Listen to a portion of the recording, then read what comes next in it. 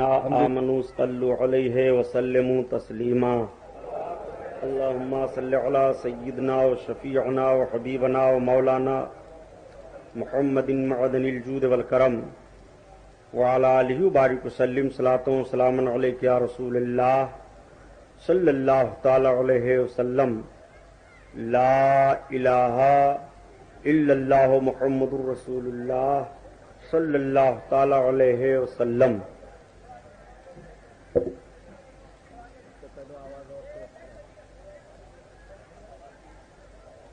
الحمدللہ رب العالمین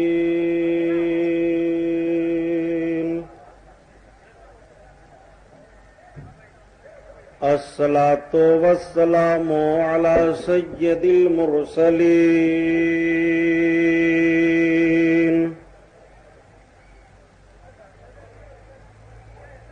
وعلی آلہ الطاہرین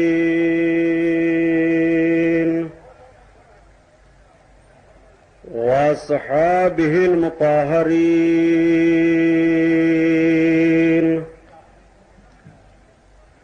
وابنہ الغوث العظم الجیلانی محی الدین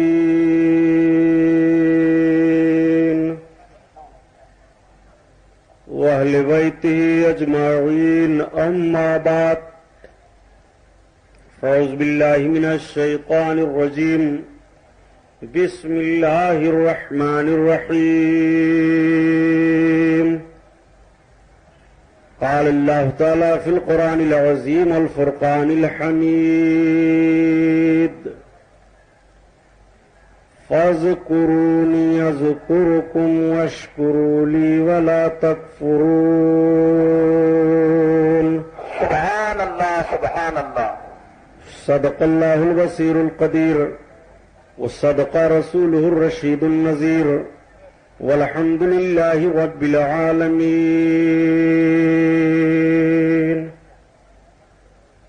آپ لوگ یا جگہ ہو تو بیٹھ جائیے اور یا تو سائٹ بدل دیجیے.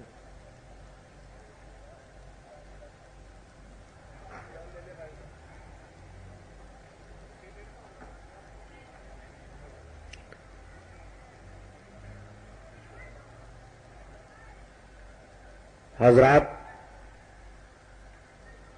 آج کا یہ عظیم الشان رحمت و نور میں ڈوبا ہوا جلسہ بنام شہید اعظم کانفرنس، جس میں ہم اور آپ شرکت کی سعادت حاصل کیے ہوئے ہیں، اللہ تعالی اس بابرکت محفل کو قبول فرمائے. آمین. یہ پیشکش ہے رضا اور یہاں کے حوصلہ انٹرپرائزز مند کی. خوش عقیدہ نوجوانوں کو اور مزید حوصلہ عطا فرمائے. آمین. یہ محرم شریف کا مہینہ ہے. آپ حضرات مسلسل بیانات سنتے چلے آ رہے ہیں.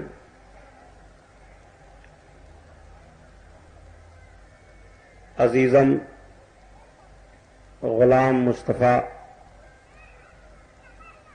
ڈاکٹر سہیل احمد صاحب، ان حضرات کا تعلق، آپ سب لوگوں کی محبت میں حاضر آیا.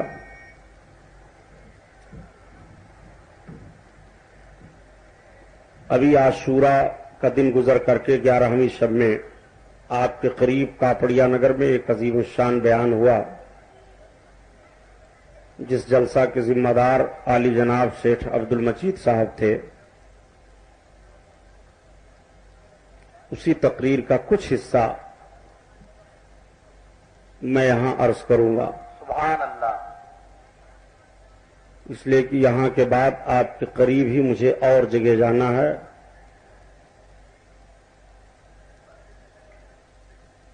طوفان نوح لانے سے اے آنکھ فائدہ،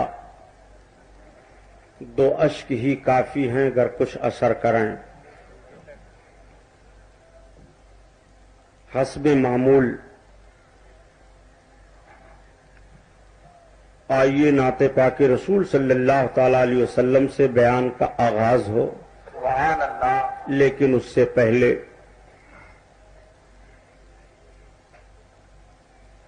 ساری کائنات کے مرکز عقیدت حضور رحمت للعالمین شفیع المذنبین رسول گرامی وقار محبوب پروردگار دونوں عالم کے مالک و مختار حضور محمد الرسول اللہ صلی اللہ تعالی علیہ وسلم کے دربار پرانوار میں درود شریف کا نذرانہ پیش فرمائیں، پڑھیے بلند آواز اللهم صل على سيدنا ومولانا نبينا صلی اللہ علیہ نبی والہ محمد صلی اللہ تعالی علیہ وسلم صلاۃ و سلام علیک یا رسول اللہ صلی اللہ تعالی علیہ وسلم۔ پورا مجمع خیر و برکت کے لیے اور پڑھ لیجئے درود پاک صلی اللہ علی النبی الامی وعلیہ صلی اللہ علیہ وسلم۔ سیدنا مولانا محمد معدن الجود والکرم وعلی آلہ وبارک وسلم صلاۃ و سلام علیک یا رسول اللہ صلی اللہ تعالی علیہ وسلم۔ اعلی حضرت عظیم البرکت آیت من آیات اللہ معجزۃ من معجزات رسول اللہ امام احمد رضا خان علیہ الرحمت و رضوان کی مقدس نعت پاک سبحان اللہ، والا حضرت جن کو آج ساری دنیا کی یونیورسٹیوں میں یاد کیا جاتا ہے، جن کی تحریروں پر ریسرچ ہو رہا ہے، عشق رسول صلی اللہ تعالی علیہ وسلم کا پیغام ہندوستان کی سرزمین پر انہوں نے دیا اور اپنے آقا صلی اللہ تعالی علیہ وسلم کی نعت عشق میں ڈوب کر کے کہتے تھے، وہ عرض کرتے ہیں یا رسول اللہ صلی اللہ علیہ وسلم، آپ کا دربار، آپ کا مقام و مرتبہ جیسا ہے ایسا کسی کا نہیں۔ بے شک آپ کی بارگاہ سے کوئی سائل کبھی بھی واپس نہیں لوٹا، جس نے جو کچھ بھی سوال کیا آپ نے اس کو عطا فرمایا۔ وہ کیا جود و کرم ہے شہ بتہا تیرا، سبحان اللہ، وہ کیا جود و کرم ہے شہ بتہا تیرا، وہ کیا جود و کرم ہے شہ بتہا تیرا، نہیں سنتا ہی نہیں مانگنے والا تیرا، سبحان اللہ، نہیں سنتا ہی نہیں مانگنے والا تیرا، سبحان اللہ، سبحان اللہ، دھار چلتے ہیں سخا کے ہے قطرہ تیرا، یا رسول اللہ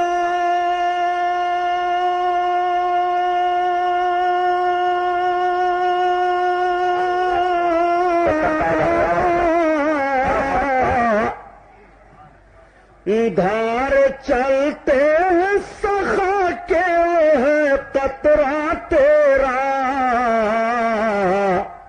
اور تارے کھلتے ہیں عطا کے ہے وہ ذرہ تیرا۔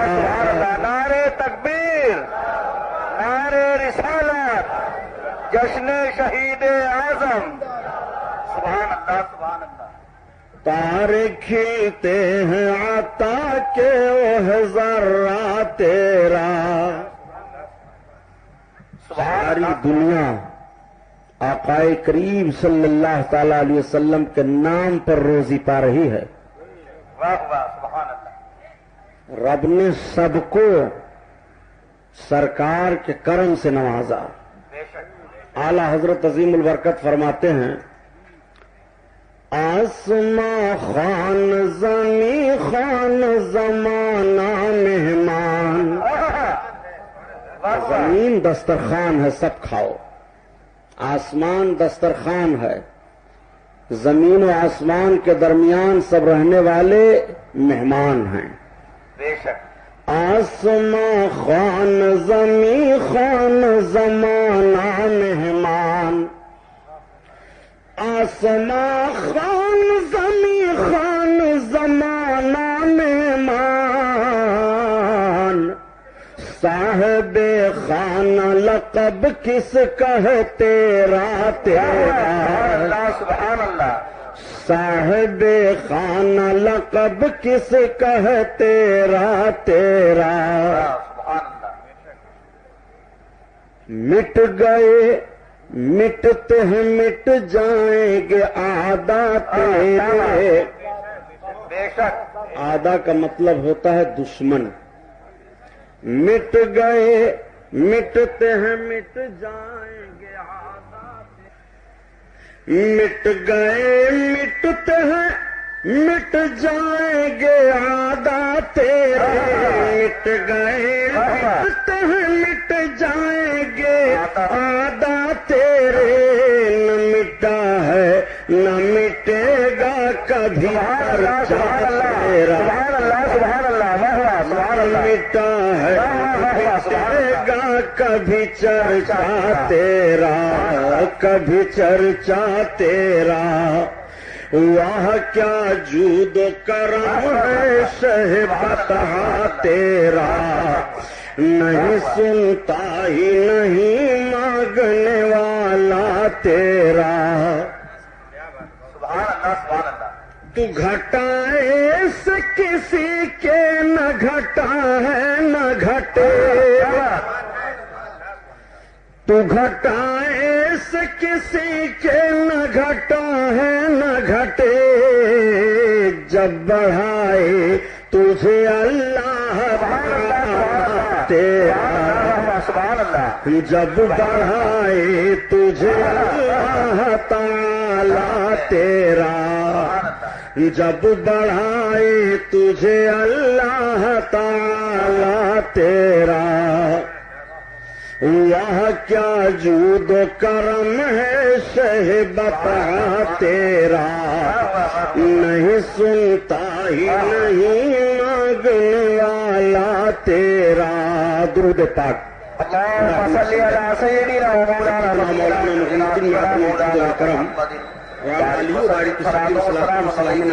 ومولانا صلی اللہ تعالی علیہ وسلم کی شان سے حسان بولے.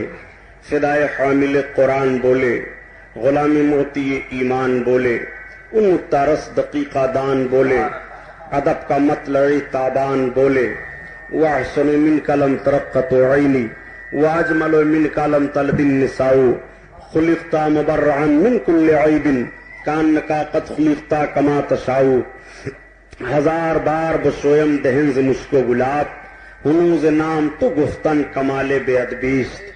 حضرات، آج کا یہ عظیم الشان جلسہ جس میں ہم اور آپ شریک ہیں، شہید اعظم امام علی مقام رضی اللہ تعالیٰ عنہ کی طرف اس کی نسبت ہے. اللہ تعالیٰ نے قرآن عظیم میں ارشاد فرمایا فَاذْكُرُونِي أَذْكُرْكُمْ. تم مجھے یاد کرو میں تمہیں یاد کروں گا. سبحان اللہ. اللہ کا فرمان قرآن میں ہے جس کا مفہوم اور مطلب یہ ہے میرے بندو تم مجھے یاد کرو میں تمہیں یاد کروں گا. آپ ذرا قرآن کو مطالعہ کیجئے، قرآن کو پڑھیے اور دیکھیے. رب تعالیٰ کے بیان پر غور فرمائیے. رب فرماتا ہے فَاذْكُرُونِي، تم مجھے یاد کرو. اللہ اپنے بندوں کو حکم دیتا ہے کہ مجھ کو یاد کرو، میری یاد سے غفلت نہ برتنا، مجھ کو بھولنا نہیں. اگر مجھے بھول گئے تو تم بہت خسارہ اٹھاؤ گے، اگر مجھے بھولے تو تم بہت گھاٹا اٹھاؤ گے. رب تعالیٰ نے قرآن عظیم میں ارشاد فرمایا یا ایھا الذین آمنوا لا تہلکم اموالکم واولادکم عن ذکر اللہ. سبحان اللہ. اے ایمان والو، ایسا نہ ہو کہ تمہاری اولادیں، تمہاری دولت تمہیں اللہ کے ذکر سے غافل کر دیں۔ رب فرماتا ہے فاذکرونی، مجھے یاد کرو۔ آپ ذرا غور فرمائیے، یاد کرنا، یاد منانا، یہ انسان کی ایک فطرت ہے۔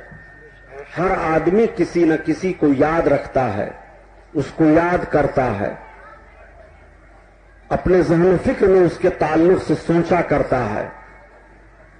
شوہر و بیوی کا اتنا مضبوط رشتہ ہوتا ہے، وہ اپنے کسی بھی کام میں رہے، لیکن بیوی کو اپنے شوہر کا خیال ہے، شوہر کو اپنی بیوی کا خیال ہے۔ وہ بچے والے ہیں تو والدین کو اپنے بچوں کی یاد ہے اور بچوں کو اپنے والدین کی یاد ہے۔ کسی بھی ماحول میں وہ گھرے رہیں، لیکن یاد رکھنا، یاد کرنا یہ انسان کی ایک فطرت ہے، اور بھولنا بھی انسان کی ایک فطرت ہے۔ جس چیز سے انسان کو کوئی دلچسپی نہ ہو اور اس کی طرف اس کی طبیعت نہ لگے، اس چیز سے انسان یا تو غفلت برتتا ہے اور یا تو غفلت کرتے کرتے وہ اس کو بھول جاتا ہے۔ لیکن جن چیزوں سے اس کو فائدہ پہنچے اور جن چیزوں سے فائدہ حاصل کرتا ہے ان کو یاد کرتا ہے، اس کو کبھی بھی نہیں بھولتا۔ اب آپ اپنے ذہن پر تھوڑا سا زور دیجئے تو آپ سمجھ جائیں گے کہ واقعی جس چیز سے ہم کو فائدہ پہنچے ہم اس کو بھولتے نہیں، ہم اس کو یاد کرتے ہیں۔ مثال کے طور پر ایک تاجر ہے، تاجر کو تاجر سے فائدہ پہنچتا ہے تو وہ تاجر کو یاد کرتا ہے۔ علم والے کو علم والے سے فائدہ پہنچتا ہے، وہ علم والے کو یاد کرتا ہے۔ سائنسداں کو سائنسداں سے فائدہ پہنچتا ہے، وہ اس کو یاد کرتا ہے۔ سیاسی ذہن و فکر رکھنے والے کو سیاسی ذہن و فکر والے سے فائدہ پہنچتا ہے، وہ اس کو یاد کرتا ہے۔ عیاشیوں کے ماحول میں جانے والوں کو ان کا ذہن و فکر اسی طرف رہتا ہے، وہ ہر موڑ پر وہی ماحول سوچا کرتے ہیں۔ جس کی طبیعت کا رجحان جس طرف زیادہ ہو وہ اس کی یاد ہردم رکھتا ہے۔ یہ تو انسان اپنی فطرت کی بنیاد پر مجبور ہوا جو یاد کر رہا ہے، لیکن انسان پیدا کیا گیا۔ رب تعالیٰ کے حبیب ارشاد فرماتے ہیں کہ کل مولود یولد علی الفطرت، ہر بچہ فطرت اسلام پر پیدا ہوتا ہے۔ جتنوں کی بھی پیدائش ہوتی ہے وہ فطرت اسلام پر پیدا ہوتے ہیں۔ سبحان اللہ۔ لیکن ابویہ یحودانہ او یمجسانہ او ینصرانہ، لیکن بچے کے ماں باپ یا تو اس بچے کو یہودی بنا ڈالتے ہیں یا عیسائی بنا ڈالتے ہیں یا مجوسی بنا ڈالتے ہیں۔ پتہ یہ چلا کہ بچہ تو پیدا ہوتا ہے فطرت اسلام پر، لیکن اس کے ماں باپ جس مذہب پر ہوتے ہیں بچہ پھر اسی مذہب پر چلا جاتا ہے۔ آقا کریم صلی اللہ علیہ وسلم کے ایک فرمان پر اور غور کیجئے۔ آقا ارشاد فرماتے ہیں، جب سرکار سے صحابہ نے عرض کیا یا رسول اللہ، جو چھوٹے چھوٹے بچے انتقال کر جاتے ہیں جیسے کافروں کے، مشرکوں کے، مومنوں کے، یہ سب کہاں ہوں گے؟ اللہ کے حبیب ارشاد فرماتے ہیں یہ سب جنت میں ہوں گے۔ ایک حدیث ہے کہ کافروں اور مشرکوں کے جو چھوٹے بچے انتقال کر جاتے ہیں جو مکلف نہیں ہیں، جن سے کفر کا کوئی معاملہ نہیں ہے، لیکن کافروں کے گھر میں ان کی پیدائش ہوئی اور وہ انتقال کر گئے، وہ جنت میں جائیں گے، مومنوں کے خادم بنیں گے۔ سبحان اللہ سبحان اللہ۔ تو ہر بچہ فطرت اسلام پر پیدا ہوتا ہے۔ اب آپ ذرا غور فرمائیے کہ فطرت اسلام پر ہر بچے کی پیدائش ہوتی ہے، لیکن اس کے ماں باپ جو ہوتے ہیں اپنے بچے کو وہی بنا ڈالتے ہیں۔ میرے سرکار نے اسی وجہ سے ارشاد فرمایا کہ جو بچہ بالغ نہیں ہوتا، مکلف نہیں ہوتا ہے، جب تک وہ نیکیاں کرتا ہے اس بچے کی ساری نیکیاں اس کے ماں باپ کے نامہ اعمال میں لکھی جاتی ہیں۔ سبحان اللہ۔ اب آپ ذرا غور فرمائیے کہ آپ مذہب اسلام کے قانون پر عمل کریں اور اپنے بچوں کی تربیت آپ دیں۔ اگر آپ کا بچہ روزہ رکھتا ہے، حالانکہ ابھی آپ کے بچے پر روزہ فرض نہیں ہے، تو اس روزے کا ثواب ماں باپ کو ملتا ہے. سبحان اللہ سبحان اللہ. ابھی بچہ بالغ نہیں ہوا ہے لیکن نماز پڑھتا ہے تو اس نماز کا ثواب ماں باپ کو ملتا ہے. سبحان اللہ. ابھی بچہ بالغ نہیں ہوا ہے، قرآن کی تلاوت کرتا ہے، اس قرآن کی تلاوت کا ثواب ماں باپ کو پہنچتا ہے. سبحان اللہ. ابھی بچہ بالغ نہیں ہوا ہے، وہ جو نیکیاں کرتا ہے ان ساری نیکیوں کا ثواب اس کے ماں باپ کے نام اعمال میں درج کیا جاتا ہے. سبحان اللہ. لیکن آپ اس کو یوں بھی سمجھتے چلیے، آقا نے دوسرے پہلو کو بھی ارشاد فرما دیا ہے کہ وہی بچہ جس پر ابھی مکلف نہیں ہوا ہے، نماز روزہ فرض نہیں ہوئے، اگر وہ گناہ کرتا ہے تو وہ گناہ اس کے ماں باپ کے نام اعمال میں درج ہوگا. اگر بچہ ابھی بالغ نہیں ہوا، مکلف نہیں ہوا، اس سے جو خطا ہوتی ہے وہ غلطی کرتا ہے اور ماں باپ اس کی تنبیہ نہیں کرتے، وہ ساری خطائیں ماں باپ کے نام اعمال میں درج کی جاتی ہے. ایک طرف سے آپ کو فائدہ بھی ہے، لیکن دوسری طرف اگر آپ نے اپنے رخ کو پھیر دیا اور تربیت کو غلط کر دیا تو وہی بچہ ہے جس کی ساری برائیاں، جس کی ساری بدیاں، جس کی ساری خرابیاں وہ آپ کے نام اعمال کو سیاہ کر رہی ہیں. لیکن تربیت کا تھوڑا سا آپ نے رخ اختیار کیا تو وہی بچہ نیکیوں کی طرف ہوا اور اس کی ساری نیکیاں ماں باپ کے نام اعمال میں درج ہو رہی ہیں جب تک وہ بالغ نہیں ہوا. سبحان اللہ سبحان اب اللہ. آپ اپنے ذہن کو حاضر کرتے چلیے اور دیکھتے ہوئے چلیے. بات سمجھانے کی کوشش کر رہا ہوں، بچے پر ماں اور باپ کی نیکیوں کا اثر کیسے پڑتا ہے. کربلا کے میدان سے ہم کو رات کو جہاں سارا پیغام ملا ہے دستور اسلام کا، وہیں پر ہم کو ایک عظیم الشان پیغام یہ بھی ملا ہے کہ ہماری تربیت بچوں کے لیے کیسی ہونی چاہیے. ہم اپنے بچے کو صالح بنانا چاہتے ہیں، کس طرح سے بنانا ہے. اور جب وہی بچہ صالح بن جاتا ہے، وہی بچہ نیک بن جاتا ہے، تو اب پھر اس بچے کو یہ کہنے کی ضرورت نہیں پڑتی کہ تو اپنی زبان کو ذکر الہی سے تر رکھ، بلکہ وہ جس قدم پر بھی چلتا ہے اور جس راہ پر بھی چلتا ہے اپنے رب کو نہیں بھولتا.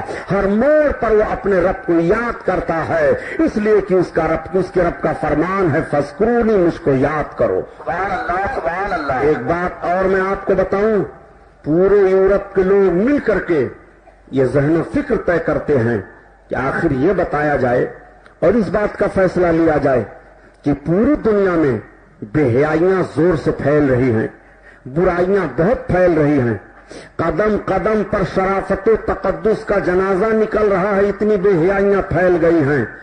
لیکن اس کے باوجود جب آپ دیکھیں کہ مسلمان کون ہے تو مسلمان دکھائی دیتے ہیں.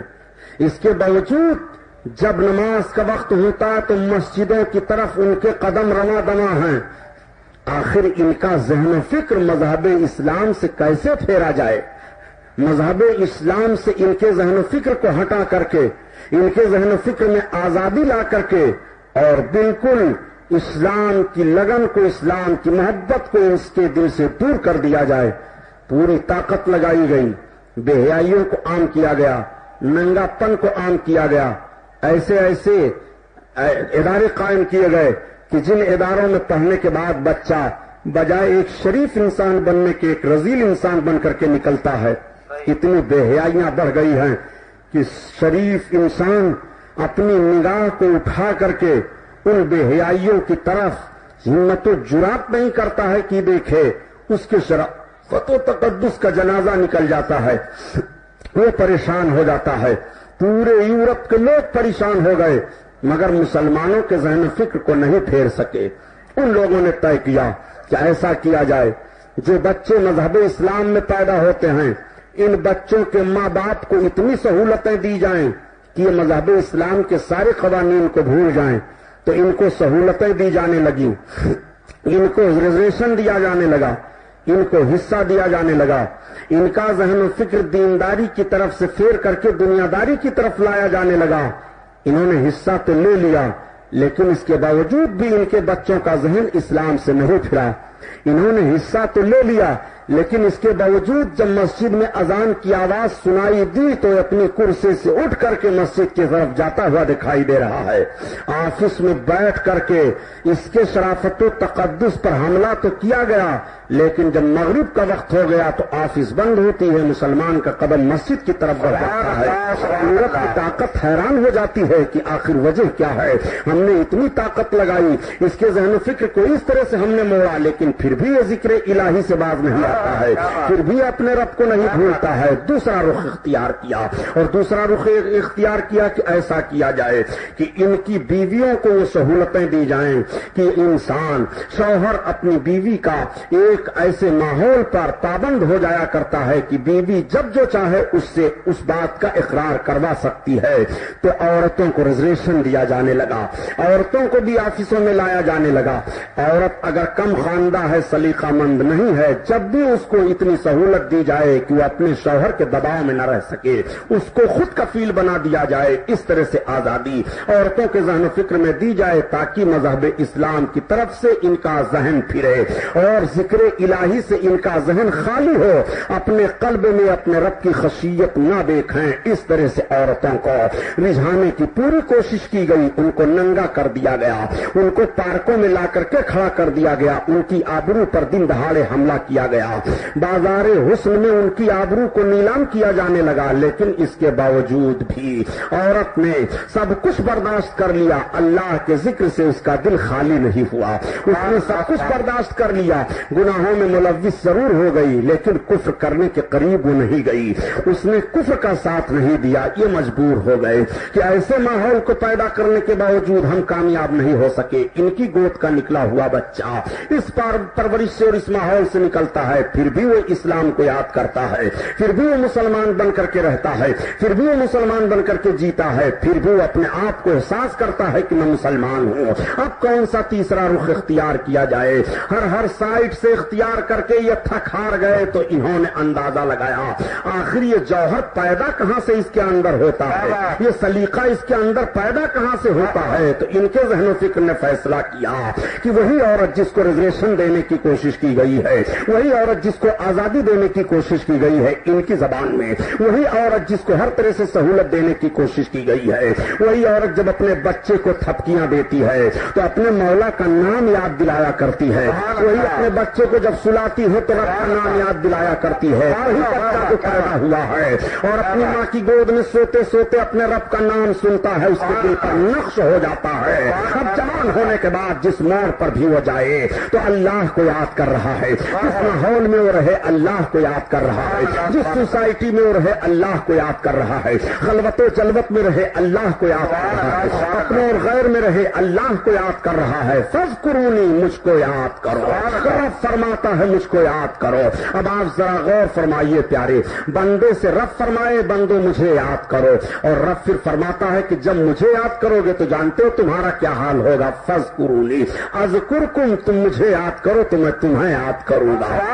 بندہ کے یاد کرنے کا مطلب تو سمجھ میں آ رہا ہے، بندے کو یاد کرنے کا معاملہ تو سمجھ پا رہے ہیں کہ بندہ رب کو یاد کرتا ہے، نماز پڑھتا ہے، بندہ رب کو یاد کرتا ہے، روزہ رکھتا ہے، بندہ رب کو یاد کرتا ہے، قرآن کی تلاوت کرتا ہے، بندہ رب کو یاد کرتا ہے، کلمہ پڑھتا ہے، بندہ رب کو یاد کرتا ہے، درود پڑھتا ہے، بندہ رب کو یاد کرتا ہے، گناہوں سے نفرت کرتا ہے، نیکیوں کی طرف رغبت کرتا ہے۔ بندے کا یاد کرنا رب کو تو سمجھ میں بات آ رہی ہے، مگر رب اپنے بندے کو کس طرح سے یاد کر رہا ہے؟ تو مفسرین فرماتے ہیں کہ اذکرکم کا مطلب یہ ہوتا ہے کہ رب جو فرماتا ہے بندے میں تجھے یاد کرتا ہوں، مطلب یہ ہے اے میرے بندے اگر تو مجھے یاد کرتا ہے تو میں تجھے وقار دیتا ہوں، تو مجھے یاد کرتا ہے تو میں تجھے روزی دیتا ہوں، تو مجھے یاد کرتا ہے تو تجھے حادثات سے بتاتا ہوں، تو مجھے یاد کرتا ہے تو عذاب سے بچاتا ہوں، تو مجھے یاد کرتا ہے تو عزت دیتا ہوں، تو مجھے یاد کرتا ہے تو میں تجھ کو عظمت دیتا ہوں، تو مجھ کو یاد کرتا ہے تو میں تجھ کو اقتدار دیتا ہوں۔ فاذکرونی اذکرکم، تم مجھے یاد کرو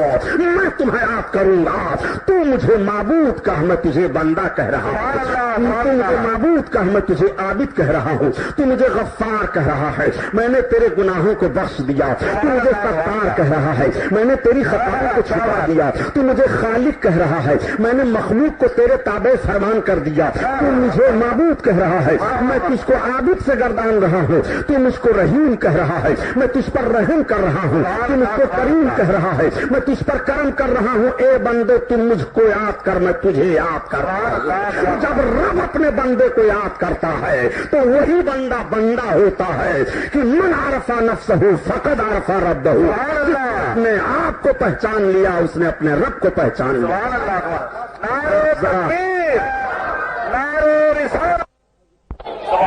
अज़कुरुकुम, मैं तुम्हें याद करता हूँ।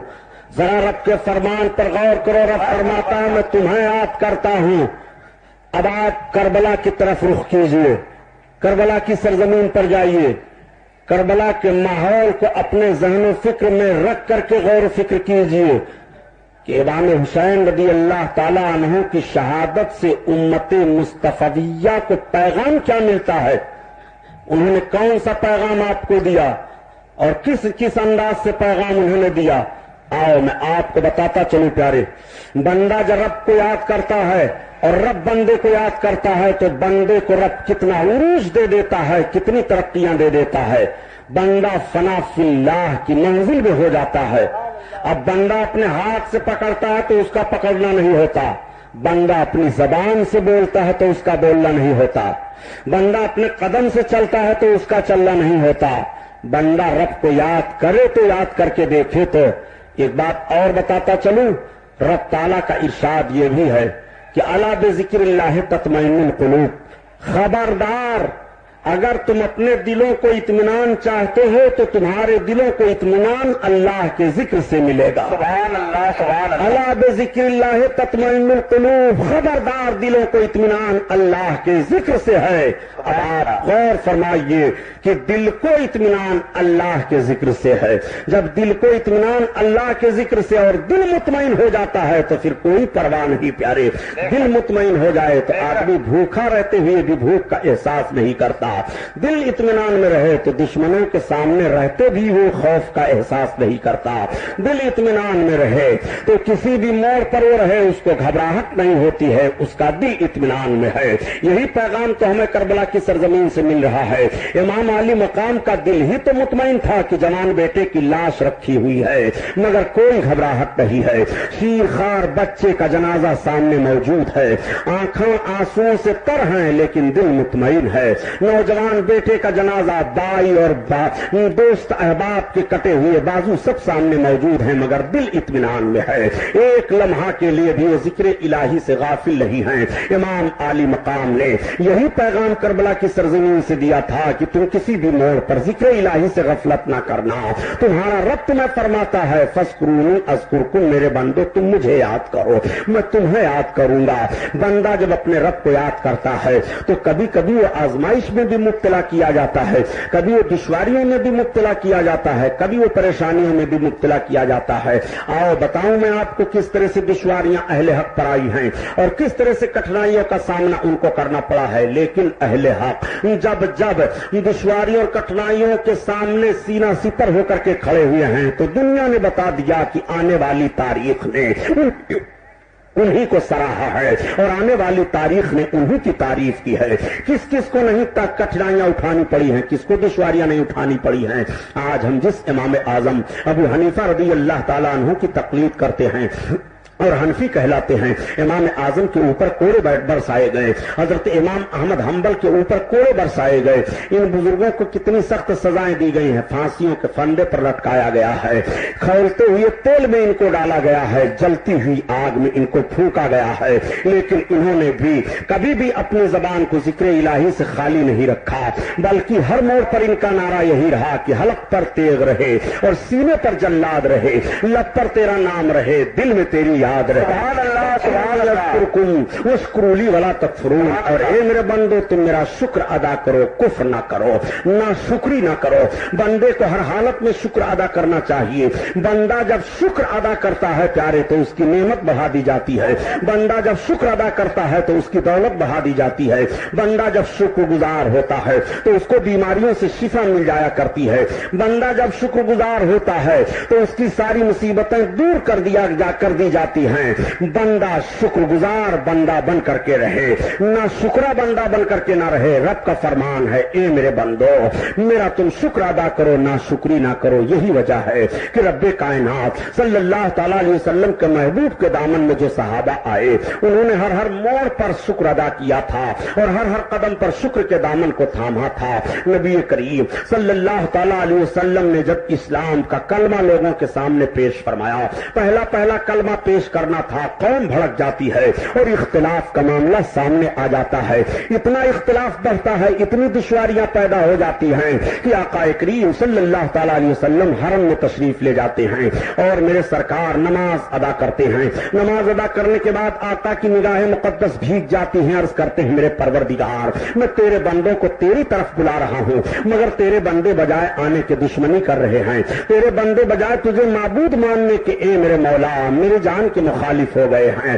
رب تعالیٰ کا ارشاد ہوا محبوب تبلیغ کرتے جاؤ، ہدایت دینا میرا کام ہے، محبوب تم اپنا پیغام پہنچاتے جاؤ، جس کی قسمت میں جو ہے وہی ملے گا۔ محبوب پیغام پہنچا رہے ہیں، جن کے اندر صالحیت کا جذبہ تھا، جن کے اندر سلامت تھی اور جن کے اندر شرافت و تقدس کا جوہر پایا جاتا ہے، وہ قدم مصطفیٰ میں آ جاتے ہیں اور نبی کا کلمہ پڑھ کر کے اسلام میں داخلہ لے لیتے ہیں۔ ایک بات میں یہیں سے آپ کو بتاتا چلوں پیارے، شکری اور ناشکری کی بات آ گئی ہے تو ہم سب حضرت آدم علیہ الصلوۃ والتسلیم کی اولاد ہیں۔ حضرت آدم علیہ الصلوۃ والتسلیم کو اللہ تعالیٰ نے بغیر ماں باپ کے پیدا فرمایا، یہ قرآن میں ہے اور اللہ کا فرمان ہے۔ اب اگر کوئی کہے کہ ہم حضرت آدم علیہ الصلوۃ والتسلیم کو مانتے ہیں کہ وہ آدم ہیں، لیکن ہم یہ نہیں مانتے کہ وہ بلا ماں باپ کے پیدا کیے گئے ہیں۔ حضرت آدم علیہ الصلوۃ والتسلیم کو اللہ تعالیٰ نے اپنا خلیفہ بنایا، لیکن کوئی یہ کہے کہ ہم اللہ کا خلیفہ حضرت آدم کو نہیں تسلیم کرتے ہیں تو اس کا داخلہ اسلام میں نہیں رہ جائے گا، وہ مسلمان نہیں رہ جائے گا، اس لیے کہ قرآن بیان فرما رہا ہے کہ آدم کو اللہ تعالیٰ نے زمین پر اپنا خلیفہ بنایا ہے۔ حضرت آدم علیہ السلام زمین پر رب کے خلیفہ ہیں، اللہ تعالیٰ کے فرمان کا انکار لازم آئے گا۔ اب حضرت آدم علیہ السلام کے بعد حضرت نوح پیغمبر علیہ السلام کی خدمت میں چلیے۔ حضرت نوح پیغمبر علیہ السلام کا حال یہ تھا کہ جب قوم کے سامنے 950 برس آپ نے تبلیغ فرمائی اور قوم نے تبلیغ کو قبول نہیں کیا تو حضرت نوح علیہ الصلوۃ والتسلیم نے قوم کے لیے دعائے ہلاکت کر دی، تو ان کی دعا ایسی قبول ہوئی کہ پوری قوم تباہ و برباد ہو جاتی ہے، پانی ہی پانی ہو جاتا ہے، سارے لوگ غرق کر دیے جاتے ہیں۔ اب اگر کوئی کہے ہم حضرت نوح کو پیغمبر تو مانتے ہیں مگر نوح علیہ السلام کے اس معجزہ کو ہم تسلیم نہیں کرتے ہیں تو قرآن کا انکار لازم آئے گا، اس کا تعلق اسلام سے نہیں رہے گا۔ اب حضرت نوح پیغمبر علیہ السلام کی بارگاہ سے چل کر کے آئیے، آپ حضرت ابراہیم خلیل اللہ علیہ السلام کی بارگاہ میں آئیے۔ حضرت ابراہیم خلیل اللہ علیہ الصلوۃ والتسلیم نے جب عرض کیا اے پروردگار تو مردوں کو زندہ کرتا ہے؟ رب کا فرمان ہوا ہاں۔ مولا تو مردوں کو کیسے زندہ کرتا ہے؟ اللہ کا فرمان ہوا ابراہیم کیا تم کو ایمان نہیں ہے کہ میں مردوں کو زندہ کرتا ہوں؟ عرض کرتے ہیں میرے مولا میرا ایمان ہے کہ تم مردوں کو زندہ کرتا ہے مگر اپنے دل کے لیے اطمینان چاہتا ہوں پروردگار کہ تو کیسے زندہ کرتا ہے؟ رب کا حکم ہوا اچھا ابراہیم 4 پرندے لے لو۔ حضرت ابراہیم علیہ السلام نے 4 چڑیوں کو لیا اور لینے کے بعد سب کو ذبح کیا اور ذبح کرنے کے بعد سارے پرندوں کا گوشت قیمہ بنایا، بنانے کے بعد ایک میں ملا دیا۔ اب رب کا فرمان ہوا کہ ابراہیم سارے گوشت کو ادھر ادھر چھینٹ دو۔ پہاڑوں پر انہوں نے سارے گوشت کو چھینٹ دیا۔ رب کا فرمان ہوا ابراہیم جتنے پرندوں کو کاٹ کر کے آپس میں ملائے ہو ایک ایک کا نام لے کر کے پکارو۔ اب حضرت ابراہیم علیہ السلام نے نام لے کر پکارا تو فوراً پرندہ اڑتا چلا آ رہا ہے، آگ کو پکارا تو اڑ کر چلا آ رہا ہے، مور کو پکارا تو اڑ کر چلا آ رہا ہے۔ حضرت ابراہیم علیہ السلام پکارتے ہیں اڑ اڑ کر کے چلے آ رہے ہیں۔ فرماتا ہے ابراہیم میں ایسے مردوں کو زندہ کرتا ہوں فرمائیے جن کے گوشت مل کر کے قیمت بن رہے تھے، رب تعالیٰ نے ان پرندوں کو کس طرح سے زندہ فرما دیا ہے، وہ کیسے زندہ ہوئے ہیں۔ آج جن لوگوں کا ایمان و اعتقاد یہ ہے کہ مرنے کے بعد ہم زندہ نہیں کیے جائیں گے، غلط عقیدہ تمہارا ہے۔ مرنے کے بعد تم قیامت کے میدان میں اٹھائے جاؤ گے، تم اپنی قبر سے نکالے جاؤ گے۔ ایک ایک قبر سے اللہ کے حبیب ارشاد فرماتے ہیں کہ 70 مردے نکالے جائیں گے۔ قیامت کے میدان میں سب کی پیشی ہوگی، سب کی زندگی کا حساب و کتاب ہوگا۔ یہ قیامت حق ہے، مرنے کے بعد زندہ ہونے پر حق ہے، قیامت میں اٹھائے جانے پر حق ہے۔ حضرت ابراہیم پیغمبر علیہ الصلوۃ والتسلیم کے اس معجزہ کو اگر کوئی کہے کہ ہم مانتے تو ہیں، حضرت ابراہیم کو ہم پیغمبر مانتے ہیں مگر یہ معجزہ ہم نہیں تسلیم کرتے ہیں کہ انہوں نے پرندوں کا گوشت ایک میں ملا دیا اور ملانے کے بعد سارے پرندوں کو پکارا تو سارے لوگ چلے آئے. ہم اس کو نہیں مانتے ہیں. میں آپ سے فیصلہ لینا چاہتا ہوں, کیا اس کا تعلق اسلام سے رہ جائے گا؟ نہیں رہ جائے گا, اس لیے کہ وہ قرآن کا انکار کر رہا ہے. اب حضرت ابراہیم علیہ الصلوۃ والتسلیم کی بارگاہ سے چل کر کے آئیے آپ حضرت یعقوب پیغمبر علیہ السلام کی بارگاہ میں. حضرت یعقوب پیغمبر علیہ السلام کے صاحبزادے ہیں حضرت یوسف علیہ الصلوۃ والتسلیم. حضرت یوسف علیہ الصلوۃ والتسلیم کا معاملہ یہ تھا پیارے کہ آپ حسن میں بہت مشہور ہیں. حضرت یوسف علیہ الصلوۃ والتسلیم کا معاملہ یہ تھا کہ جب آپ کے بھائیوں سے آپ کی ملاقات ہوئی اور آپ کے بھائیوں سے آپ کی ساری بات چیت ہوئی, اپنے والد گرامی کے حالات کو آپ نے پوچھا, ابا کا حال کیا ہے؟ بھائیوں نے حضرت یوسف علیہ السلام کو کنواں میں ڈالا تھا نا, لیکن اللہ تعالیٰ نے بچا لیا. پھر وہ عزیز مصر ہوئے, مصر کے بادشاہ ہوئے, بھائی لوگ گئے, بھائیوں سے ملاقات ہوئی. واقعی میں جانا نہیں چاہتا ہوں, جو بات ذہن میں اتارنا چاہتا ہوں اس کو سن لو. حضرت یوسف علیہ الصلوۃ والتسلیم سے جب بھائیوں نے کہا کہ آپ کی محبت میں ابا کی آنکھوں کی روشنی چلی گئی ہے, پیغمبر کے آنکھ کی روشنی چلی جاتی ہے بیٹے کی محبت میں روتے روتے. اب آپ ذرا غور فرمائیے پیارے, تو حضرت یوسف علیہ الصلوۃ والتسلیم وہیں سے دعا نہیں کرتے ہیں بلکہ فرماتے ہیں, اچھا اب تم لوگ تو ابا کی خدمت میں جا رہے ہیں, ایک کام کرو کہ یہ میری قمیص لیتے جاؤ اور میرے کرتے کو لے جا کر کے دینا, میرے ابا کو اپنے چہرے پر ڈال لیں گے, ان کی روشنی واپس آ جائے گی. ذہن پر زور دو, سارا مسئلہ حل ہو جائے گا. ان بدماش ذہن و فکر رکھنے والوں سے میں پوچھنا چاہتا ہوں جو پیغمبروں کی ذات پر حملہ کر دیا کرتے ہیں کہ ان کی نسبت سے کیا فائدہ ہوتا ہے, ان کی نسبت سے ہمارے لیے کون سا معاملہ ہے. حضرت یوسف علیہ الصلوۃ والتسلیم اپنے باپ کے لیے وہیں سے ہاتھ اٹھا کر کے بھی دعا کر سکتے تھے, اے میرے مولا میری محبت میں اگر نبی کی آنکھوں کی روشنی گئی ہے تو پروردگار ان کی آنکھوں کی روشنی واپس فرما دے. رب تعالیٰ حضرت یوسف علیہ السلام کی دعا کو ضرور قبول فرماتا, لیکن حضرت یوسف علیہ السلام کا طریقہ کار ملاحظہ فرمائیے. وہ دعا نہیں کر رہے ہیں بلکہ اپنے جسم کا لباس اپنے بھائیوں کو دے رہے ہیں, میرے باپ کو دے دینا, وہ اپنے چہرے پر ڈال لیں گے, ان کی روشنی آپس آ جائے گی. ایک نبی کا لباس نبی کے لیے جا رہا ہے, ایک نبی سے فائدہ اٹھا رہا ہے. اگر ایک کپڑا نبی سے لگ جائے, اس کپڑے سے دوسرا نبی فائدہ اٹھا سکتا ہے, تو نبی سے جن چیزوں کی نسبت ہو امتی فائدہ کیوں نہیں اٹھا, امتی فائدہ کیوں نہیں, فکر کا فائدہ. علامہ غلام محی الدین سبحانی, جشن شہید آدم, رسالت, سبحان اللہ. کہہ کر کے گزر جایا کرتے ہو کہ فائدہ کیا ہوگا.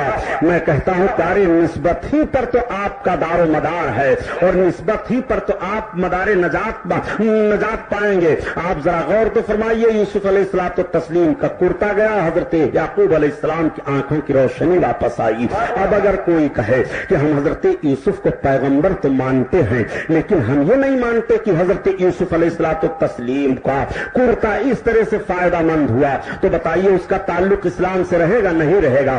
اس لیے کہ رب قرآن میں بیان فرماتا ہے, میری قمیص کو لے جاؤ میرے باپ کے چہرے پر ڈال دو, اور جب چہرے پر ڈالو گے تو روشنی آ جائے گی. اور نبی کو یہ بھی یقین ہے کہ نبی سے جس چیز کی نسبت ہوتی ہے اس سے بندوں کو فائدہ ضرور ہوگا. تبھی تو حضرت یوسف علیہ السلام کہہ رہے ہیں اگر ان کو یقین نہ ہوتا کہ فائدہ نہیں ہوگا تو حضرت یوسف علیہ السلام اپنا لباس اپنے باپ کو کبھی نہ بھیجتے. ان کا پہلے عقیدہ ہے کہ جس چیز کی نسبت مجھ سے ہے اس سے فائدہ میرے باپ کو پہنچے گا. اب آپ ذرا غور فرمائیے, حضرت یوسف علیہ السلام کے جسم سے جو کپڑا لگے اس کپڑے میں تو اتنی تاثیر پیدا ہو جائے کہ باپ کی گئی ہوئی آنکھ کی روشنی ہے وہ واپس آ جائے, اور جو سینے مصطفیٰ پر سوار رہے ہوں, آقا کریم صلی اللہ علیہ وسلم کے دوش مبارک پر حسین بیٹھے ہوں, حضرت رسول کائنات صلی اللہ علیہ وسلم نے جس حسین کے منہ میں اپنی انگلی کو ڈالا ہو اور امام حسین نے چوسا ہو, آقا کریم کے سینے اطہر پر امام علی مقام کھیلتے رہے ہیں اور چپک چپک کر کے سو سو کر کے نانا کے ریشے مبارک میں انگلیاں لگاتے رہے ہوں اور کبھی دہانے مبارک پر ہاتھ لے جاتے رہے ہوں. کیا اس حسین کو فائدہ نہیں ہوگا؟ کیا ان سے امتیوں کو فائدہ نہیں ہوگا؟ ایک کپڑے سے تو فائدہ پہنچ سکتا ہے, اور نبی فرماتے ہیں حسین میرے جسم کا ٹکڑا ہے. تو کیا حضرت امام حسین سے فائدہ نہیں پہنچے گا؟ حضرت امام حسین سے فائدہ پہنچے گا، نسبتوں کی بات آئی ہے تو عرض کرتا چلوں، بہت غور و فکر سے بتائیے گا۔ آج بہت تبلیغ کرتے ہوئے بیچارے فلسفہ سمجھاتے ہیں کہ اسلام کا فلسفہ ہم سے سمجھو، ایمان سے ہاتھ دھو بیٹھے ہیں، ایمان کا تعلق نہیں رہ گیا، بے حیائیاں پھیل رہی ہیں، برائیاں پھیل رہی ہیں، اور چلے ہیں فلسفہ سمجھانے کے لیے۔ جن کا لباس صحیح نہ ہو، جن کی صورت دیکھو تو عجیب طرح سے لگیں، وہ چلے ہیں دین کے رہنما بننے کے لیے۔ نجد کی بدمعاش اولادیں نہ جانے یہ کس کس طرح سے کیا کیا سمجھتے ہیں۔ آؤ میں تمہیں بتاؤں نبی کونین صلی اللہ علیہ وسلم کی عظمت کا حال کیا ہے۔ حاجی لوگ حج کرنے کے لیے جاتے ہیں، کعبۃ اللہ شریف ہے، خانہ کعبہ کے قریب بس 3-4 فٹ کی دوری پر مقام ابراہیم ہے۔ حضرت ابراہیم علیہ الصلوۃ والتسلیم کا مقام ہے۔ وہ کیا مقام ہے؟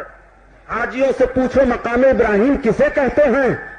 ایک شیشہ ہے، گنبد کی طرح بنا ہوا ہے، اس کے اندر ایک پتھر رکھا ہوا ہے، اس پر قدم کا نشان ہے۔ یہ کیسا نشان ہے قدم کا؟ جب حضرت ابراہیم علیہ الصلوۃ والتسلیم خانہ کعبہ تعمیر کر رہے تھے اور کعبہ کی دیوار اونچی ہوتی جاتی تھی تو آپ جس پتھر پر کھڑے تھے وہ پتھر بھی آپ سے آپ اونچا ہوتا چلا جا رہا تھا۔ ہم دیوار کو جوڑتے ہیں تو دیوار کی اونچائی کے لیے ہمیں پاڑ کو باندھنا پڑتا ہے، سیڑھی لگانی پڑتی ہے، مگر حضرت ابراہیم علیہ الصلوۃ والتسلیم کے لیے وہی پتھر سیڑھی بن گیا تھا۔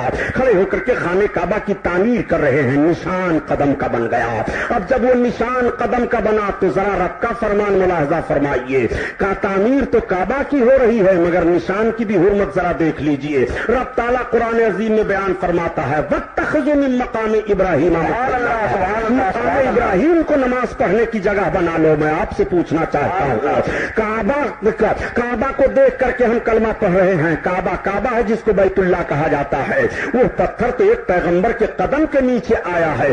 ایک پیغمبر کے قدم کے نیچے جو پتھر آ گیا رب فرماتا ہے اس کو نماز پڑھنے کی جگہ بنا لو۔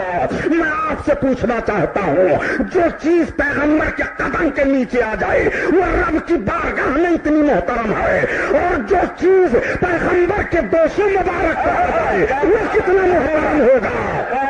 نعرہ تکبیر، نعرہ رسالت، نعرہ رسالت، شہدائے کربلا، شہدائے کربلا، علامہ محی الدین سبحانی، نعرہ رسالت۔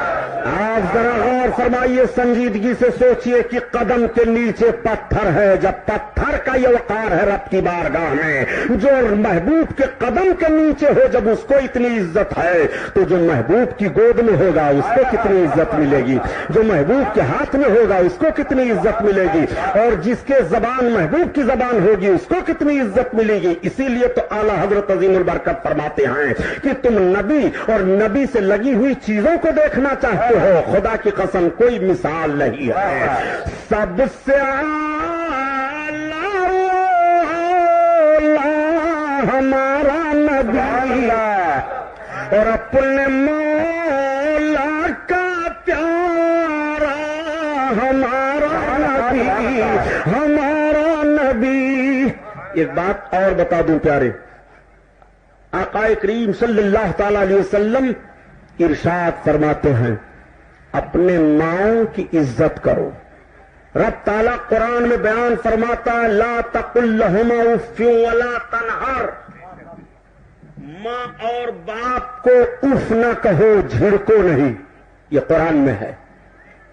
اف، اس لفظ پر ذرا آپ غور فرمائیے۔ آپ کبھی کبھی بیٹھے رہتے ہیں، اگر آپ کو کسی نے اف آپ اس طرح سے کہہ دیا کرتے ہیں، آپ ذرا اس لفظ پر غور کیجئے، رب فرماتا ماں اور باپ کو اف نہ کہو۔ اف صاحب، بچے کی نسبت ماں اور باپ سے ہے تو بچے کے لیے حکم ہے کہ ماں باپ کو وہ اف نہ کہے۔ ماں کی گود میں کھیلا ہے، ماں نے دودھ پلایا ہے، باپ نے پرورش کی ہے، باپ کے سلب سے آیا ہے، ماں باپ کو اف نہ کہے اور جھڑکے نہیں۔ آقا کریم صلی اللہ علیہ وسلم نے موقع پر ارشاد فرمایا کہ تمہارے ماؤں کے قدم کے نیچے جنت ہے۔ سبحان اللہ۔ جس جنت کی بات کر رہے ہیں ہم اور آپ، اس جنت کا معاملہ ذرا دیکھیے رسول اللہ صلی اللہ علیہ وسلم کیا سمجھا رہے ہیں اور یہ کیا سمجھا رہے ہیں، یہ کیسا پیغام زندگی کا دے رہے ہیں، ان کا طریقہ کار کیا ہے، ان کے طریقہ کار پر عمل کریے گا تو میرا جہاں تک خیال ہے کہ اسلام کا نام تو رہے گا مگر اسلام آپ کے اندر نہیں رہے گا۔ بے شک جب سے بد مذہبی پھیلی ہے اسلام میں انتشار پھیلا ہے، حکومتیں ہمارے ہاتھ سے گئی ہیں، اقتدار ہمارے ہاتھ سے گیا ہے۔ صحیح، آپ ذرا غور فرمائیے کہ جتنی مائیں ہیں ساری ماؤں کے لیے حکم ہے کہ تمہارے ماؤں کے قدم کے نیچے جنت ہے، کہ کسی ایک ماں کے لیے خاص ہے؟ ساری ماؤں کے لیے۔ ماں پرہیزگار ہے نہیں پرہیزگار ہے، اگر ماں ہے تو اس کی اولاد کے لیے اس کے قدم کے نیچے جنت ہے۔ سبحان اللہ، ذرا غور فرمائیے، سرکار کے فرمان پر آقا فرماتے ہیں تمہارے ماں کے قدم کے نیچے جنت ہے۔ آپ اپنی ماں کو دیکھ لیجئے اور آپ کے ماں کے قدم کے نیچے جنت ہے۔ پھر بلا تمثیل میں عرض کرنا چاہتا ہوں کہ جب ماں کے قدم کا یہ عالم ہے اس کے قدم کے نیچے جنت ہے، تو رسول اللہ جس کے صدقے میں ماؤں کو حق ہوا ہے ماں بننے کا، اس رسول کے قدم کا عالم کیا ہوگا اور ان سے کس کی نسبت ہے اس کے قدم کا عالم کیا ہوگا۔ تبھی تو اعلیٰ حضرت عظیم البرکت فرماتے ہیں کہ تجھ سے اور جنت سے کیا مطلب منافق دور ہو، اور ہم رسول اللہ کے جنت رسول اللہ کی۔ سبحان اللہ، جنت دینے کا حق کس کو ہے؟ رب تعالیٰ نے جنت کو پیدا فرمایا، اپنے محبوب کو دے دیا، محبوب اب جسے چاہیں جنت عطا فرمائیں گے۔ آپ ذرا غور فرمائیے پیارے، حضرت امام علی مقام کے جلسہ کی طرف اس کی نسبت ہے۔ امام کی ذات میں آپ کے سامنے عرض کرنا چاہتا ہوں، کیا امام کو پاور ہے؟ کیا امام کو طاقت ہے؟ آج ایک ذہن دیا جاتا ہے، اگر آپ یہیں جلسے سے بیٹھے بیٹھے نعرہ لگا دیں نعرہ رسالت یا رسول اللہ، تو آپ کو کہا جاتا ہے یہ بدعتی لوگ ہیں، یہ مشرک ہو گئے، اس کا تعلق دین سے نہیں ہے۔ یا رسول اللہ کا نعرہ لگانا یہ آج کا ہے؟ یا رسول اللہ کا نعرہ تو کربلا میں لگایا گیا تھا۔ سبحان اللہ، سبحان تو کیا اللہ، حضرت امام حسین کو بھی تم بدعتی کہو گے؟ یزیدیوں کا بیان ہے کہ حسین جب اپنے گھوڑے پر سوار ہوئے تو مدینہ کی طرف رخ کیا تھا اور وہ کہہ رہے تھے آغثنی یا جدی الکریم، آغثنی یا رسول اللہ، یا رسول اللہ میری مدد کرو، نانا جان میری مدد کرو۔ اگر حسین یزیدیوں کے مقابلے میں اپنے گھوڑے پر سوار ہو کر کربلا کے میدان سے مدینہ طیبہ کی طرف رخ کر کے نبی کو پکار رہے ہیں مدد کے لیے، تو ہندوستان سے امتی اپنے نبی کو پکارے تو کہاں شرک ہے؟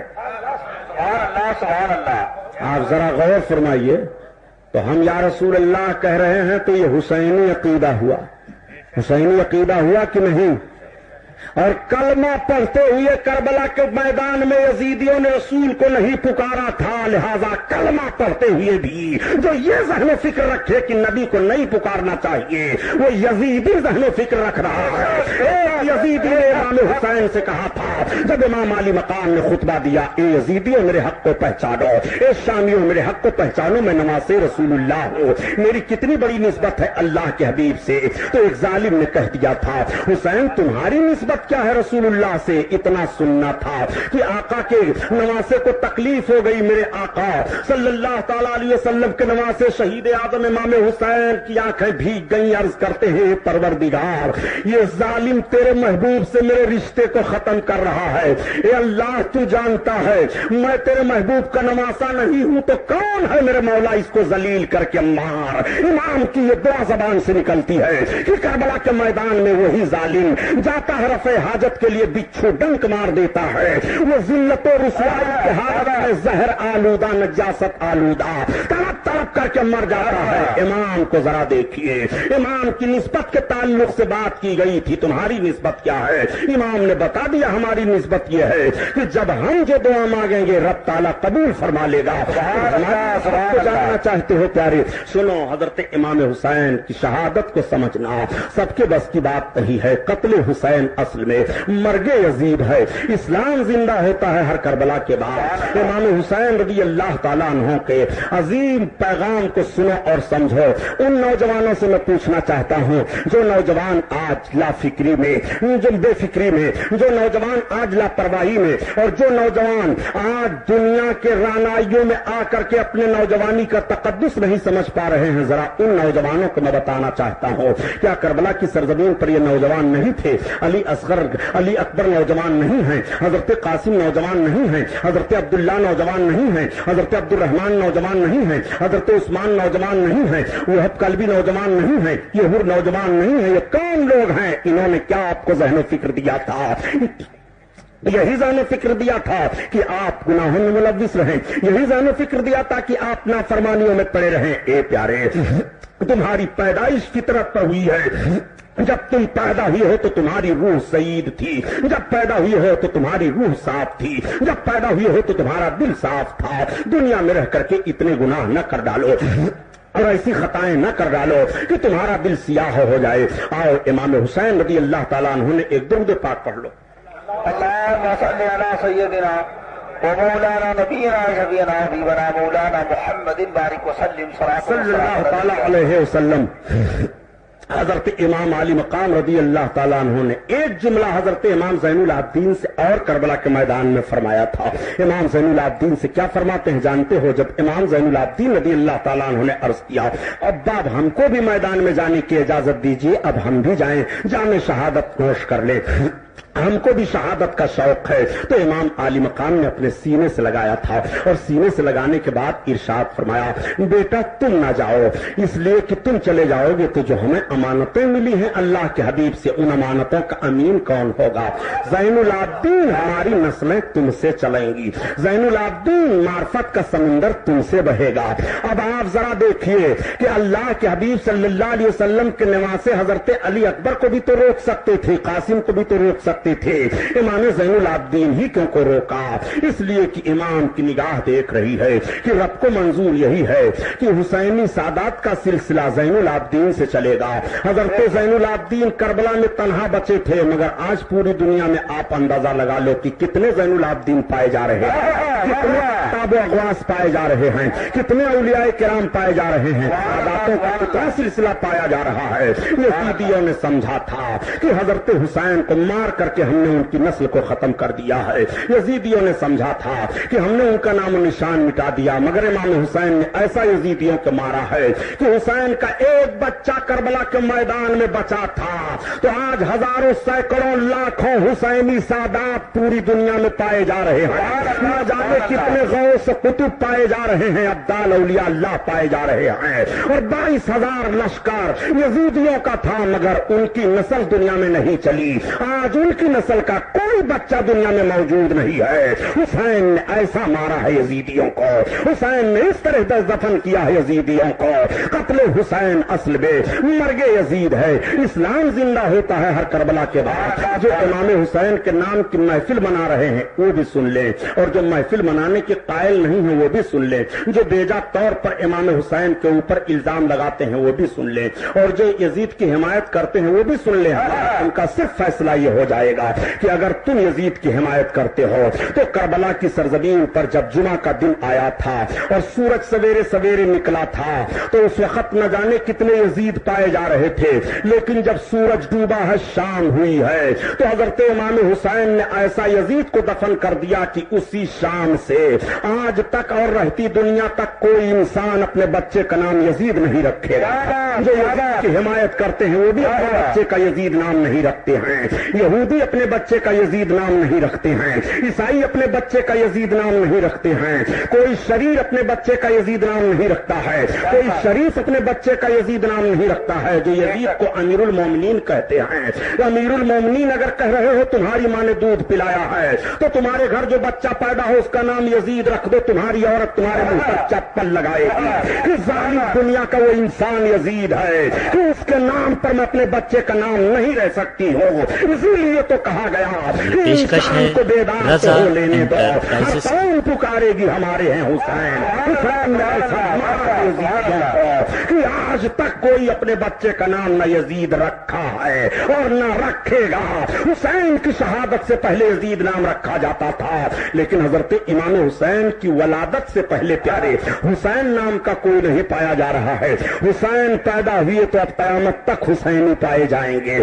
کربلا کی سرزمین سے یزید مٹ جاتا ہے، حسین کا نام روشن ہوتا ہے. آج بھی غلام حسین پائے جا رہے ہیں، آج بھی فدا حسین پائے جا رہے ہیں، آج بھی شہدہ حسین پائے جا رہے ہیں، آج بھی محمد حسین پائے جا رہے ہیں. قیامت تک حسینی ماحول جاری رہے گا. یہی حسین کی جیت ہے، یہی یزید کی ہار ہے کہ قتل حسین اصل میں مرگ یزید ہے. اسلام زندہ ہوتا ہے ہر کربلا کے بعد. اور آؤ میں آپ کو بتاؤں حسین کا کتنا عظیم الشان مرتبہ ہے اور کیسے حسین ہیں. حسین پر تو قیامت تک پیارے درود سلام بھیجا جاتا رہے گا. آج جو لوگ یزید کی حمایت خام خواہ کے لیے کرتے ہیں ان کو کہہ دو وہ درود بدل دیں، دوسرا درود پڑھیں جس میں حسین پر نہ صلاۃ و سلام بھیجا گیا ہو، جس میں حسین کا معاملہ نہ ہو، وہ درود وہ پڑھا کریں. یہ سمجھ نہیں پاتے ہیں کہ جب یہ پڑھتے ہیں نماز میں اللہم صلی علی سیدنا مولانا وعلی آل سیدنا مولانا، میں آپ سے پوچھتا ہوں کہ محمد کی آل سے مراد کون لوگ ہیں؟ صحابہ نے پوچھا تھا یا رسول اللہ آپ کی آل کس کو کہتے ہیں؟ تو آقا فرماتے کی آل حسن اور حسین ہیں.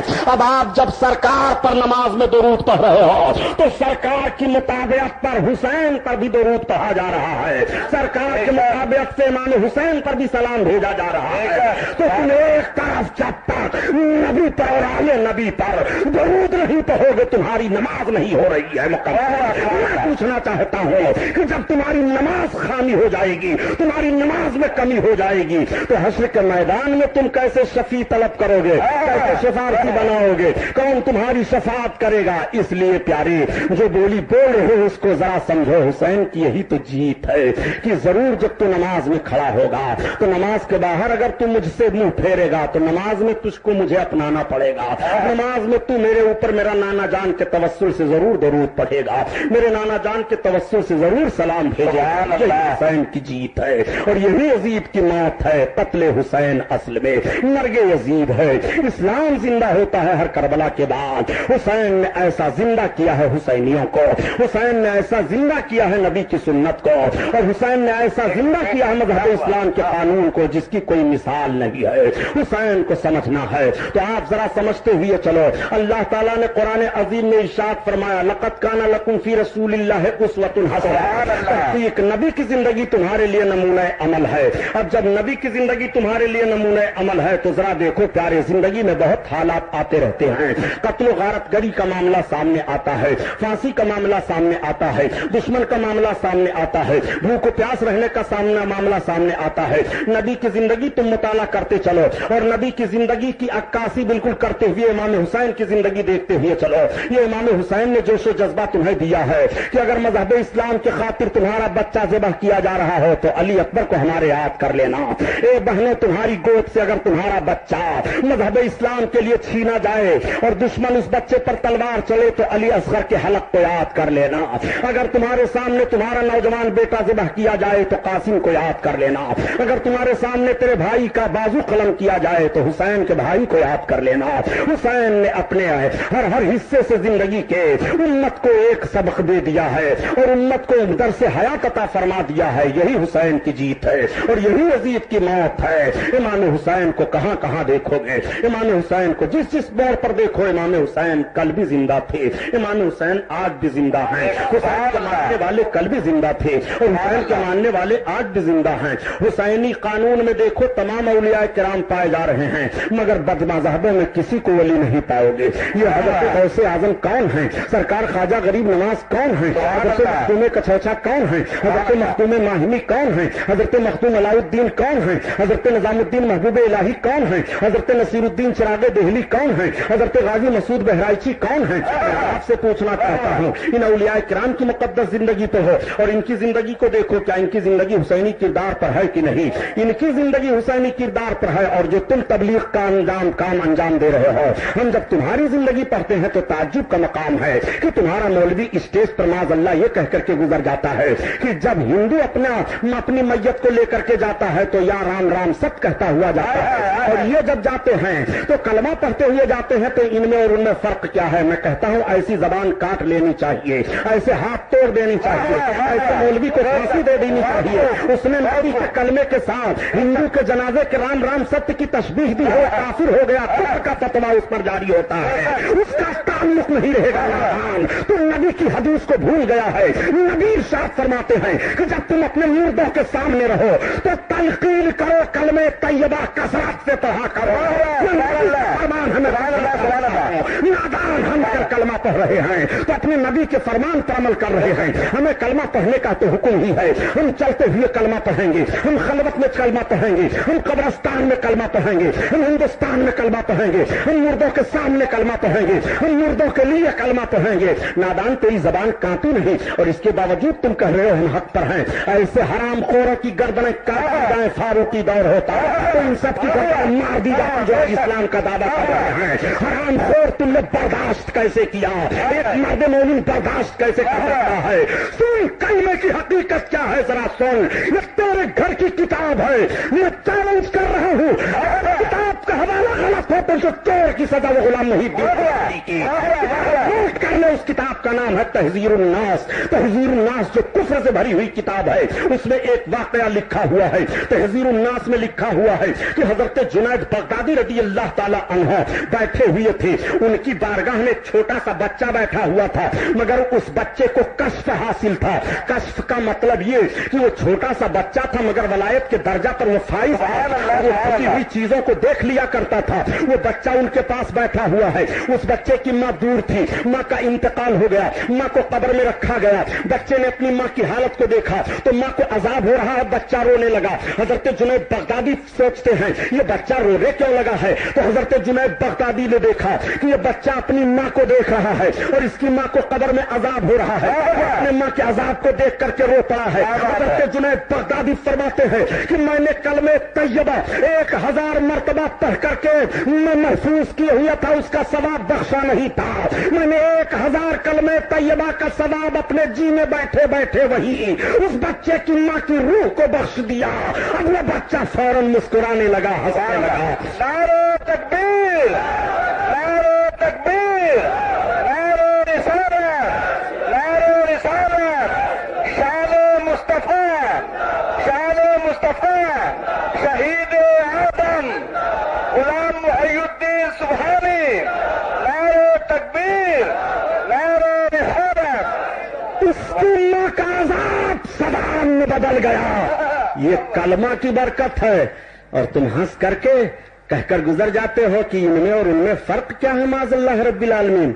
तो क्या करें हम, जब अपने मुर्दे को कब्रिस्तान में ले जाएं तो गाना गाते हुए जाएं, अपने मुर्दे को कब्रिस्तान ले जाएं तो हम आंसू बहाते हुए और मातम करते हुए जाएं, सीना पीटते हुए जाएं।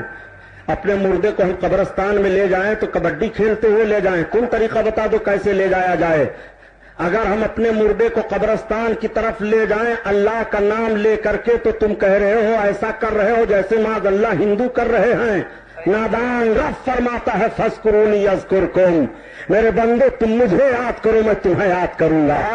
हम अपने मुर्दों को जब कब्रिस्तान की तरफ ले जाते हैं तब भी रब को याद करते हैं और जब कब्र में उतारते हैं तब भी रब को याद करते हैं। जब हम कब्र में उसको रखते हैं तब भी रब को याद करते हैं। यही वजह तो है शरीयत का हुक्म है कि जब मट्टी डालो मुर्दे पर तो तुम कुरान की ये आयत करीमा पढ़ लिया करो कि मिन्हा खलकनाकुम व मिन्हा नुईदुकुम। یہ آیت کریمہ پڑھ لیا کرو، یعنی ہم اسی سے پیدا ہوئے ہیں، اسی سے ہم پھر اسی میں پلٹیں گے اور ہم پھر اسی مٹی سے نکالے جائیں گے۔ اور جب تم اپنے مردے کو قبر میں لٹاؤ تو کون سی دعا پڑھو؟ آقا کریم صلی اللہ تعالیٰ علیہ وسلم کی شیدائیوں کا ذرا منشا ملاحظہ فرمائیے۔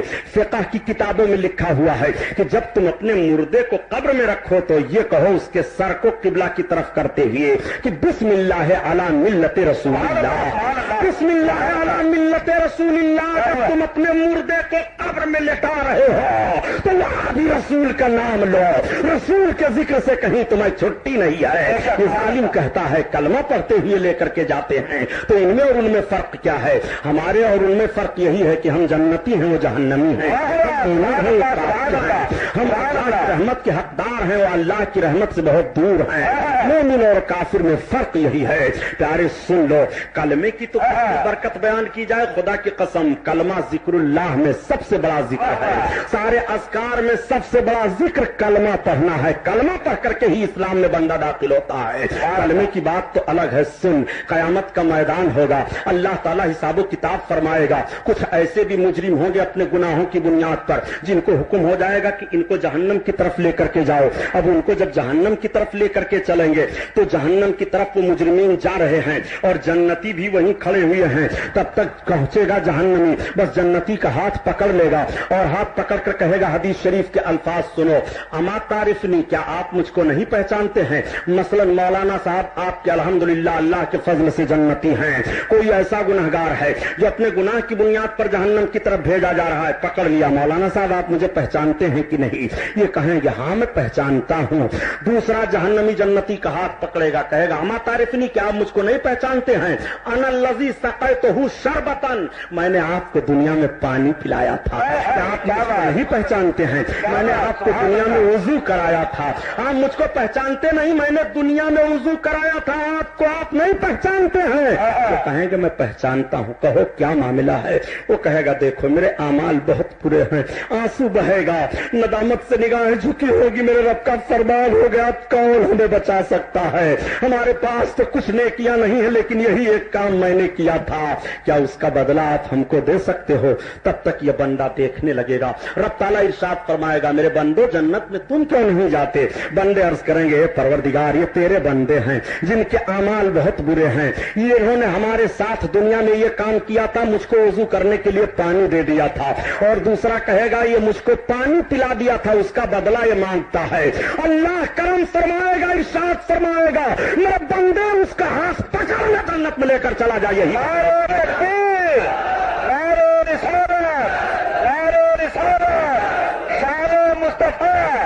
شہید اعظم غلام محی الدین سبحانی خواجہ غریب نواز کمیٹی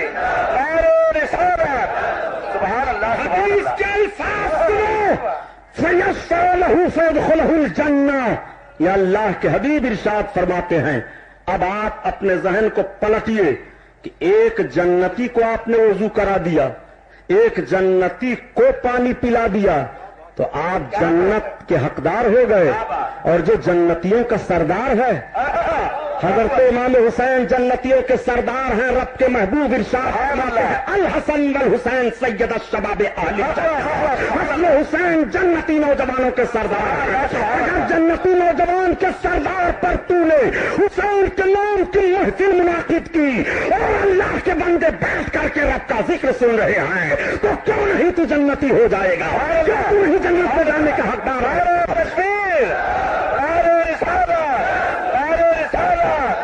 شہید اعظم ایک جنتی کو پانی دے دو تو اتنا بڑا ثواب ہے کہ جنت آپ کو مل رہی ہے، اور جو جنتیوں کا سردار ہے اس سے محبت کرو گے تو جنتی نہیں پاؤ گے؟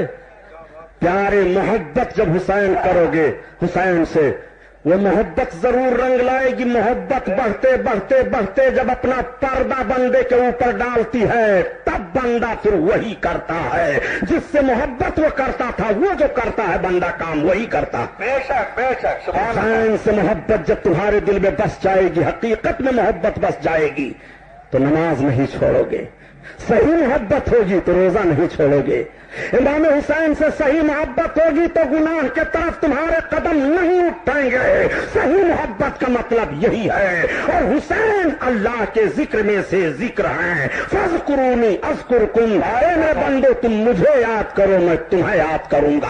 अल्लाह के नेक बंदों को याद करना अल्लाह को याद करना है। इसलिए शेख सादी फरमाते हैं कि सुनीदन की तर्रोस उम्मीद बीम बदारा बने का बबख्शत करी। सुना है कि अल्लाह ताला कयामत के दिन अच्छों के सदके में बुरों की बख्शिश फरमाते हैं। सुभान अल्लाह, सुभान अल्लाह। सलाम उस पर कि जिसने फजल के मोती बिखेरे हैं। सलाम उस पर कि जिसने फजल के मोती बिखेरे हैं।